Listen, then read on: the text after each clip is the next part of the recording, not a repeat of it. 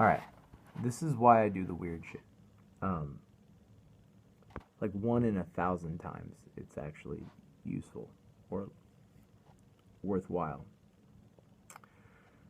In this chapter, um, there's a lot of boring ideas, but they're really useful and important ideas. I give them to a character, and the character is conveying them to another character. They're at a lunch. But, even people who specialize in this stuff find this stuff boring.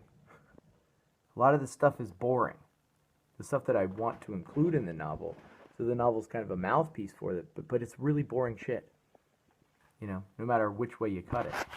So these are two activist women who are meeting for lunch.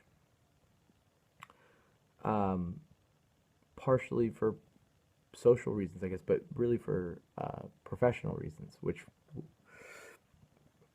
it's quasi-political, But one of the characters has her iPhone down, positioned off to the side underneath the table, I guess, so that there's no glare and so the other character can't see the phone. Then she's got a Bluetooth device right here that she never really takes off. So she just watches a sci-fi show on the network that I created in the book, because it's a fiction.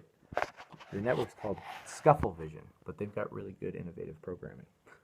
So I'll just read part of this chapter. And if you're a potential publisher or a potential agent, please don't, give me any bullshit about, well, we don't publish anything that has at any time been published by anyone else, either in part or in whole, and then they'll be like, well, we can't publish it. You already published part of it.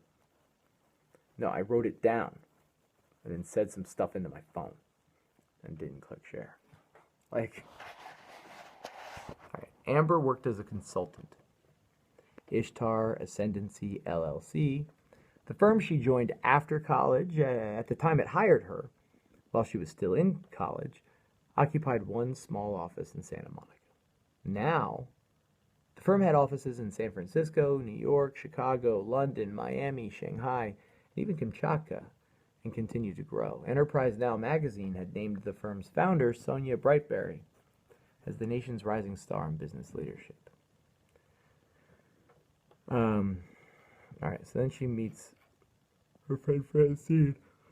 Excuse me. She meets her friend Francine, and Francine has some really, really important, great ideas, and a really passionate way of communicating those ideas. But I'll just read. Amber had a Bluetooth device that looked somewhat fashionable, so she felt relatively acceptable keeping the device on. This had the advantage of allowing her to catch up on the new and exciting programming that Scuffle Vision had been releasing lately. As Francine lectured her on the pitfalls of American apartheid, and she had great points, Amber decided to multitask. She subtly accessed the Scuffle Vision app and held her phone at just that perfect angle so she could watch her new favorite science fiction drama while avoiding both the glare from the sun and the possibility that Francine might catch her not paying attention. Amber liked the show because it was not typically so sci-fi as to be catered to a niche market. That means you'd watch it if you weren't into sci-fi. She didn't usually like sci-fi. This was something Showtime or HBO might pick up, though. It was called The Policy Consultant, which centered on the gradual deterioration in the personal relationships of a covert time voyager. While utilizing long sequences set in a far-off metropolis created by advanced aliens from the future showcased the culture and society of synthetic life forms, the drama mainly focused on the relationships in one man's personal life in contemporary America.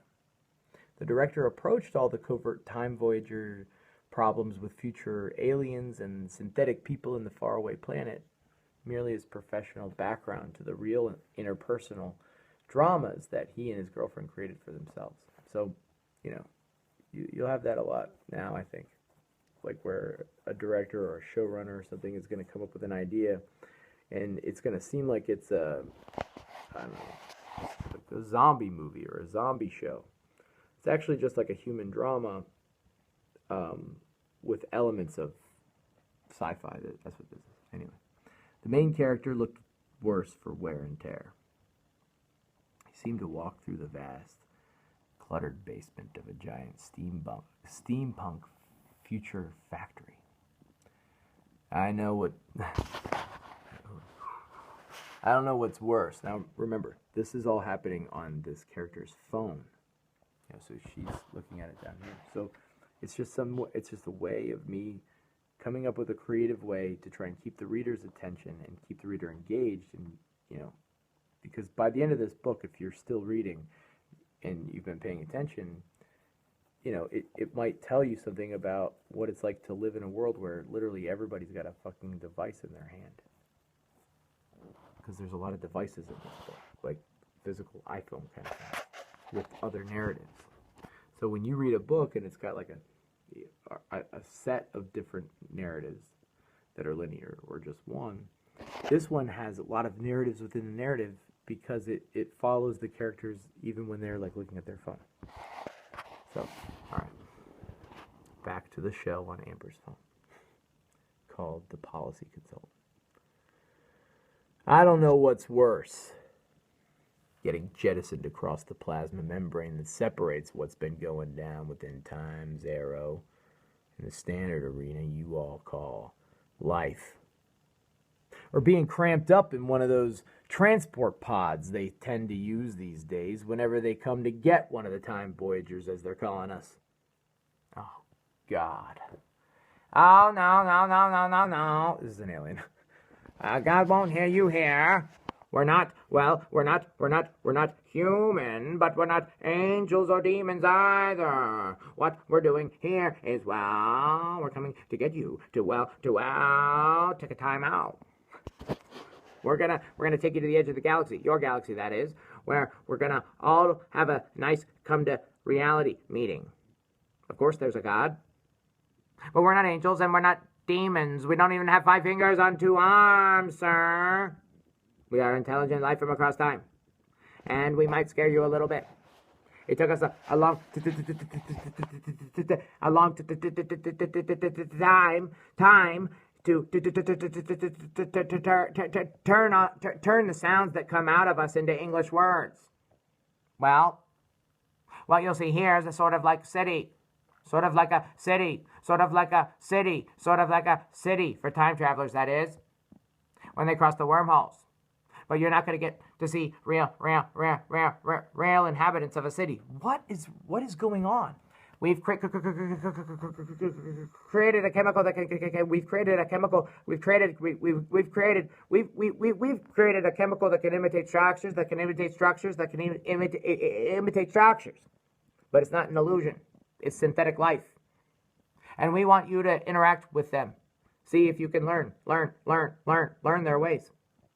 The ways of the synthetic people. Maybe make love to them. Is it? It's always like this, isn't it? It's always like this. As Amber immersed herself in the episode of The Policy Consultant, the Bluetooth device drowned out Francine's editorial on American policy in her left ear. Nonetheless, Amber was good at multitasking and tried to pay attention to Francine when she felt Francine might be suggesting something she'd never heard before. Petty crimes, drug crimes, vice, poverty drives most property crimes. Vice should never be criminal. Then it goes on with her little spiel. That's why I do that shit with my phone. Because like I know it sounds simple, but coming up with an idea of like synthetic life forms was one of those 1 out of 1,000 ideas, and I was like, that I could do that real like quick and just have a little not even a 1-pager, like 1 paragraph.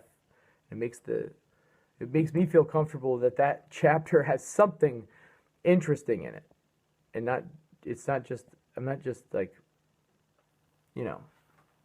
spouting out like policy in a novel,